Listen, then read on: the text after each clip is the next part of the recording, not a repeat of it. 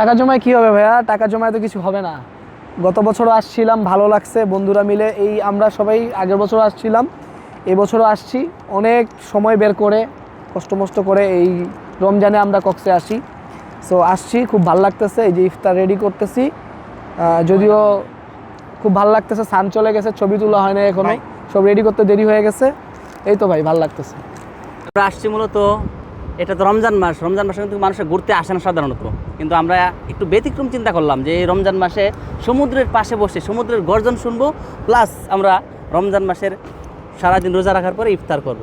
এইটাই ছিল আমাদের আজকের উদ্দেশ্য।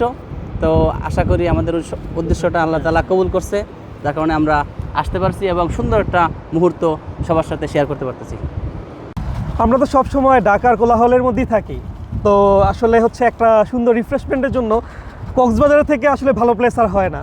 আর এরকম বন্ধু বান্ধবের মাঝখানে যদি এরকম একটা ইফতার করা হয় সবাই মিলে, তাহলে তো এর থেকে ভালো মনে হয় যে আল্লাহর রহমত আর কোনো কিছু হইতে পারে না।